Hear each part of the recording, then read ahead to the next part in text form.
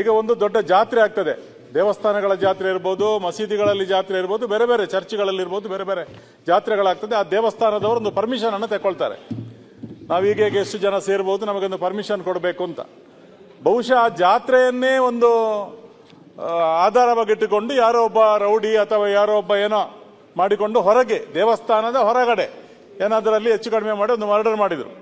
ಹಾಗಾದ್ರೆ ಇದಕ್ಕೆ ಯಾರು ಹೊಣೆ ಅಂತ ಒಂದು ಅಂಥದ್ದೇ ಏನಾದರೂ ಆದರೆ ಅದನ್ನೇ ಹುಡುಕ್ತಾರೆ. ಯಾಕೆಂತ ಹೇಳಿದ್ರೆ ಕೆಲವಾರು ನಾವು ಬಿಲ್ಗಳನ್ನು ಮಾಡಿದಾಗ ಅದರಲ್ಲಿ ಸದುಪಯೋಗನೂ ಆಗ್ತದೆ, ದುರುಪಯೋಗನೂ ಆಗ್ತದೆ. ಇದನ್ನು ದುರುಪಯೋಗ ಮಾಡಿಕೊಂಡು ಅವರ ಹೆಸರನ್ನು ಕೆಡಿಸಬೇಕು ಅಂತ ಹೇಳಿಕೊಂಡು ಏನಾದ್ರಲ್ಲಿ ಮಾಡಿದರೆ ಇದಕ್ಕೆ ಯಾರು ಜವಾಬ್ದಾರ? ಹಾಗಾದ್ರೆ ದೇವಸ್ಥಾನದವರು ಅಥವಾ ಯಾವುದೇ ಒಂದು ಧಾರ್ಮಿಕ ಶ್ರದ್ಧಾ ಕೇಂದ್ರಗಳು ಅನುಮತಿಯನ್ನು ತಗೊಳ್ತದೆ. ಜಾತ್ರೆಗೆ ನಮಗೆ ಎಷ್ಟು ತಿಂಗಳ ಜಾತ್ರೆ ಇರ್ತದೆ, 10 ದಿನದಿದೆ, 3 ದಿನ, 5 ದಿನ, 7 ದಿನ ಇರ್ತದೆ, ಬ್ರಹ್ಮಕಲಶೋತ್ಸವ ಆಗ್ತದೆ. ಅಂಥ ಸಂದರ್ಭವನ್ನೇ ಉಪಯೋಗ ಮಾಡಿಕೊಂಡು ಕೆಲವು ಕಿಡಿಗೇಡಿಗಳು ಏನಾದ್ರಲ್ಲಿ ಬಂದು ಏನಾದ್ರೂ ಮಾಡಿದಾಗ ಅದಕ್ಕೆ ಜವಾಬ್ದಾರಿ ಯಾರು? ಒಂದು. ಇನ್ನೊಂದು, ತಾವು ಹೇಳಿದ್ರಿ 7,000ಕ್ಕಿಂತ ಕೆಳಗೆ ಇದ್ರೆ ಅದಕ್ಕೆ ಎಷ್ಟು ಅಂತ ಬಹುಶಃ ಡೆಪಾಸಿಟ್ ಇಲ್ವಾ ಅಂತ. ಅದಕ್ಕೆ ಬಹುಶಃ 7,000ಕ್ಕಿಂತ ಕೆಳಗೆ ಜನಸಂಖ್ಯೆ ಇದ್ರೆ ಜಾಸ್ತಿ ಇದಕ್ಕೆ ಹೇಳಿದ್ರಿ. ಹಾಗೇನೆ ಕೆಲವು ಮನೆಗಳಲ್ಲಿ, ಖಾಸಗಿ ಸಮುದಾಯ ಭವನಗಳಲ್ಲಿ, ಹಾಲ್ಗಳಲ್ಲಿ ಆಗುವಂತ ಕಾರ್ಯಕ್ರಮಗಳಿಗೆ ಇಲ್ಲ ಅಂತ ಹೇಳಿದಿರಿ ತಾವು. ಈಗ ಒಂದು ಮನೆಯಲ್ಲಿ ಮೆಹಂದಿ ಕಾರ್ಯಕ್ರಮ ಇರ್ತದೆ ನಮ್ಮ ಹಿಂದೂ ಸಮಾಜದಲ್ಲಿ ಅಥವಾ ಇನ್ನೊಂದು ಧರ್ಮದಲ್ಲಿ ಬೇರೆ ಬೇರೆ ಕಾರ್ಯಕ್ರಮ, ಅದಕ್ಕೂ ಪರ್ಮಿಷನ್ ಬೇಕಾ?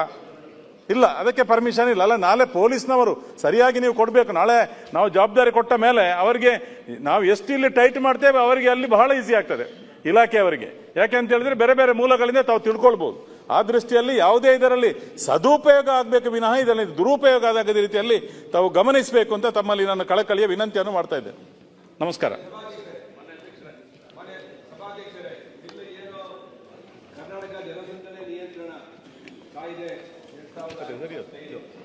ಈ ಕಾಯ್ದೆ ಯಾಕೆ ಬಂತು? ಈಗ ಇದೆಯಲ್ಲ ನಮ್ಮ ರಾಜ್ಯದಲ್ಲಿ, ಏನಾದ್ರೂ ಒಂದು ಕಾರ್ಯಕ್ರಮ, ದರ್ಗಾ ಆಗಲಿ, ಜಾತ್ರೆ ಆಗಲಿ, ಒಂದು ನಾಟಕ ಆಗಲಿ, ಒಂದು ಕಾರ್ಯಕ್ರಮ ಆಗಲಿ, ಜನರಲ್ ಆಗಿ ಪರ್ಮಿಷನ್ ತಗೊಳ್ತೀವಿ.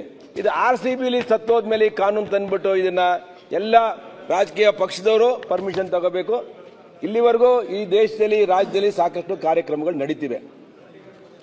ಎಲ್ಲಾ ಸಂದರ್ಭದಲ್ಲೂ ಇದು ಸುವ್ಯವಸ್ಥಿತವಾಗಿ ನಡೀತಿದೆ. ಇವತ್ತು ಸರ್ಕಾರ RCBಲಿ ಅವರೇ ಗೊಂದಲ ಮಾಡಿ ಅವರೇ 11 ಜನ ಸಾವಿಗೆ ಕಾರಣವಾಗಿ ಈ ಕಾನೂನು ತಂದಿದ್ದಾರೆ. ಇದು ಇಂದಿರಾ ಗಾಂಧಿ ಎಮರ್ಜೆನ್ಸಿ ಇದೆಯಲ್ಲ, ಆ ತರ ಇದೆ ಕಾನೂನು. ಬೇಕಾ ಬೇಡವಾ? ಅಲ್ಲ, ಇಂದಿರಾ ಗಾಂಧಿ ಅವ್ರ ಎಮರ್ಜೆನ್ಸಿಲಿ ಹಾಕಿದ್ರಲ್ಲ, ಬೇಕಾ ಬೇಡವಾ? ಬೇಡ, ಇದು ಖಂಡಿತ ಬೇಡ. ಇದು ಯಾಕೆ ನಾನು ವಿರೋಧ. ಇದು ಏನು ಒಂದು ರಾಜಕೀಯ ಪಕ್ಷ ಏನಾದ್ರು ಕಾರ್ಯಕ್ರಮ ಮಾಡುತ್ತೆ. ಈಗ ನಾವೇ ಒಂದು ಹೋರಾಟ ಮಾಡಿದ್ವು, ತುಮಕೂರಿನಲ್ಲಿ ಲಿಂಕ್ ಕೆನಾಲ್ಗೆ ಹೋರಾಟ ಮಾಡಿದ್ವು. ಕಾನೂನು ಬಾಹಿರವಾಗಿ ಸರ್ಕಾರ ನೀರನ್ನ ತಗೊಂಡೋಗ್ಬೇಕು ಅಂತೇಳಿ ಹೊರಟ್ಬಿಡ್ತು. 25,000 ಜನ ವಾಲಂಟ್ರಿಯಾಗಿ ಬಂದ್ರು. ನಾನೇ ಅದನ್ನ ಮುಂದಾಳತ್ವ ವಹಿಸಿದ್ದೆ. ಅವತ್ತೇನಾದ್ರು ಸತ್ತೋಗಿದ್ರೆ ನನಗೆ 7 ವರ್ಷ ಸಜಾ ಹಾಕ್ಬಿಟ್ರೆ ಏನ್ ಮಾಡೋದು ಸ್ವಾಮಿ? ನಾನು ರೈತರ ಪರ ಕೆಲಸ ಮಾಡಕ್ ಹೋಗ್ಬಿಟ್ಟು ರಾಜ್ಯ ಸರ್ಕಾರ ಅವ್ರದ್ದಿದೆ, ಜೈಲ್ಗೆ ಹಾಕ್ತಾರೆ ನನ್ನ ತಗೊಂಡೋಗಿ. ಏನಾಗ್ಬೇಕಾಗ? ಸಾಮಾನ್ಯ ರೈತನ ಕತೆ ಏನಾಗುತ್ತೆ? ನನ್ನೊಬ್ಬನ ಕತೆನೇ ಈಗ ಆದ್ರೆ ಸಾಮಾನ್ಯ ರೈತನ ಕತೆ ಏನಾಗುತ್ತೆ? ಇವ್ರು ಹೇಳಿದ್ರು, ಯತ್ನಾಳ್ ಅವರು ಪಂಚಮಶಾಲಿದೇನೋ ಹೋರಾಟ ಮಾಡಿದ್ರು, ಇವರು ಮುಂದಾಳತ್ವ ತಗೊಂಡಿದ್ರು, ಯತ್ನಾಳ್ ಮೇಲೆ ಸಿಟ್ಟಿತ್ತು, ಹೊಡೆದವ್ರು ಒಳಗಡೆ ಹಾಕ್ಬಿಟ್ರೆ ಇದೆಲ್ಲ ದುರುಪಯೋಗ ಆಗುತ್ತೆ. ಈ ಕಾನೂನನ್ನ ಸ್ಟ್ರಾಂಗ್ ಆಗಿ ಹೇಳ್ತೀನಿ, ಪೊಲೀಸರ ಕೈಗೆ ಕಾನೂನು ಕೊಡಬೇಡಿ. ಇವಾಗಿರೋ ಕಾನೂನು ಸರಿಯಾಗಿದೆ. ದಯವಿಟ್ಟು ಇಂಥ ಕಾನೂನುಗಳು, ಮರಣ ಶಾಸನಗಳನ್ನ ದಯವಿಟ್ಟು ಈ ಹೌಸಲ್ಲಿರುವಂತಹ 224 ಶಾಸಕರು ವಿರೋಧ ಮಾಡಬೇಕು ಅಂತೇಳಿ ನಾನು ಆಗ್ರಹ ಮಾಡ್ತೇನೆ.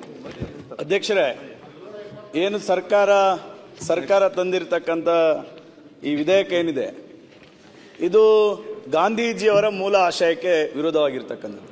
ಈ ದೇಶದಲ್ಲಿ ಸ್ವತಂತ್ರ ಬಂದಾಗ ಶಾಂತಿಯಿಂದ ಪ್ರತಿಭಟನೆ ಮಾಡಿದ್ರು. ಸುಭಾಷ್ ಚಂದ್ರ ಬೋಸ್ ಅಂತವರು ಇರ್ಬೋದು, ಭಗತ್ ಸಿಂಗ್ ಅಂತವರು ಇರ್ಬೋದು, ಕ್ರಾಂತಿಕಾರಿಯಾಗಿ ಹೋರಾಟವನ್ನು ಮಾಡಿದ್ರು. ಈ ದೇಶಕ್ಕೆ ಸ್ವತಂತ್ರ ಬಂದಿರತಕ್ಕಂಥದ್ದೇ ಹೋರಾಟದ ಮೂಲಕ. ಈ ವಿಧೇಯಕ ಏನಿದೆ, ಇದು ಹೋರಾಟವನ್ನು ಹತ್ತಿಕ್ಕತಕ್ಕಂಥ ಮಸೂದೆ ಆಗಿರ್ತಕ್ಕಂಥದ್ದು. ಇವತ್ತು ಮೊನ್ನೆ ನಡೆದಿರ್ತಕ್ಕಂಥ ಏನು IPLನ ಸಂದರ್ಭದಲ್ಲಿ ಆಗಿರ್ತಕ್ಕಂಥ ಘಟನೆಯನ್ನು ಉದ್ದೇಶವಾಗಿಟ್ಟುಕೊಂಡು ಈ ಬಿಲ್ ತಂದಿದ್ರೆ, ಎತ್ತಿಗೆ ಜ್ವರ ಬಂದ್ರೆ ಎಮ್ಮೆಗೆ ಬರೆ ಎನ್ನುವ ರೀತಿಯಲ್ಲಿ ಆಯ್ತು. ಇದು ಇವತ್ತು ಅನೇಕ ವಿದ್ಯಾರ್ಥಿ ಹೋರಾಟಗಳು ಈ ದೇಶದಲ್ಲಿ ಅನೇಕ ಪರಿವರ್ತನೆಗಳನ್ನು ತಂದಿದೆ.